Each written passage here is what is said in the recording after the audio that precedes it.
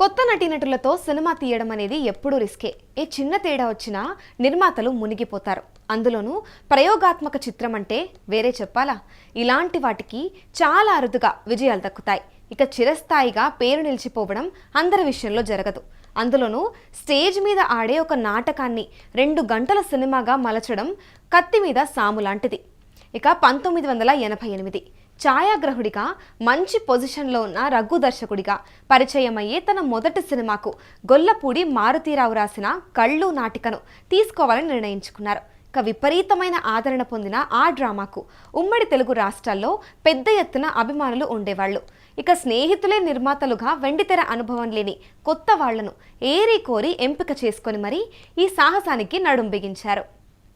ఇక కెమెరామ్యాన్గా మంచి డిమాండ్ ఉన్న టైంలో ఇలాంటి ప్రయోగం చేయడం అవసరమా అని వారించిన వాళ్ళు లేకపోలేదు. ఇక 6 నెలల పాటు తనకొచ్చిన పెద్ద పెద్ద ఆఫర్లన్నీ కూడా పక్కన పెట్టేసి దీని మీదే దృష్టి పెట్టారు ఎంవి రఘు.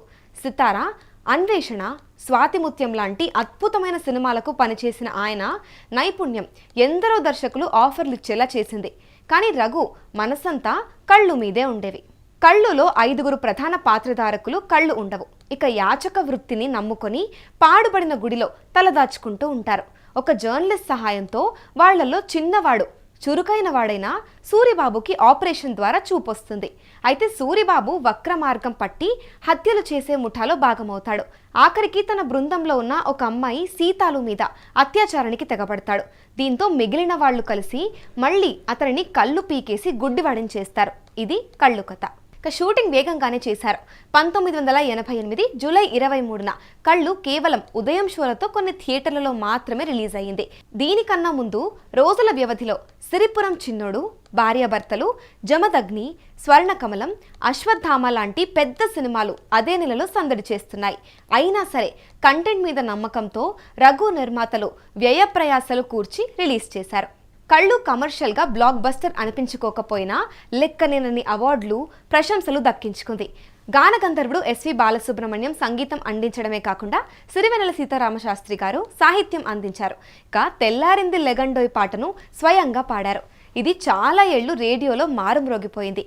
ఇక ఎంవిఎస్ హరనాథ్ రావు సంభాషణలు సమకూర్చారు. ఇందులో నటించిన భిక్షు, కొత్తూరి భాస్కర్ రావు, శ్రీనివాస్, కళ్ళు చిదంబరం, గుండు హనుమంతరావు, రామలింగస్వామి, సత్యనారాయణరాజు తదితరులు చాలా పేరొచ్చింది. ఇక అవకాశాలు కూడా వెల్లువెత్తాయి. రౌడీ బ్యాచ్లో సభ్యులుగా కొండవలస లక్ష్మణరావు, వైజాగ్ సత్యానంద్ నటించడం చాలా విశేషం. కథ ప్రకారం తనని ఇంకొక ఆర్టిస్ట్ రూపంలో చూపించిన సన్నివేశానికి మెగాస్టార్ చిరంజీవి స్వయంగా డబ్బింగ్ చెప్పడం అప్పట్లో సంచలనం.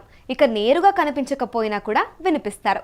నిజానికి ఆ క్యామియో ఆయనే చేస్తా అన్నారు, కానీ రఘునే వారించారు. ఇక మీకోసం ఆడియన్స్ సినిమాకొస్తే చిన్న ఆర్టిస్టుల కష్టం తెలియకుండా పోతుందని, మీ పాత్ర కోసమే ఎదురు చూస్తారని చెప్పడంతో ఆ ఆలోచన మానుకొని కేవలం గొంతు మాత్రమే ఇచ్చారు.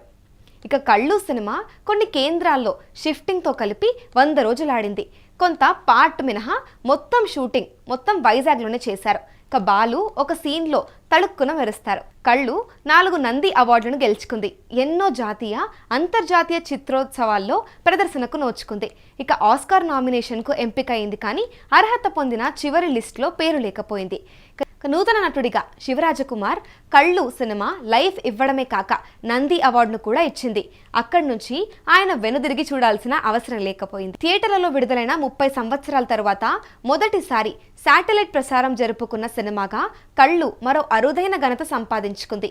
ఈటీవీ ఛానల్లో 2018 అక్టోబర్ 5న మొదటిసారి టెలికాస్ట్ అయింది. తర్వాత ఈటీవీ విన్ యాప్లో అందుబాటులోకి తెచ్చారు. ఇలా ఎన్నో విశేషాల సమాహారంగా కళ్ళు సినిమా ఫిల్మ్ మేకింగ్లోనూ ఓ కొత్త ఒరవడిని పుణికిపుచ్చుకుంది. ఎందరికో స్ఫూర్తిగా నిలిచింది. కళ్ళు తర్వాత ఎంవి రఘు దర్శకత్వం వహించిన ఒకే సినిమా రాజశేఖర్ అర్థనాథం. ఇక ఆ తర్వాత డైరెక్షన్ మానేసి పూర్తిగా కెమెరా బాధ్యతలకే అంకితమైపోయారు.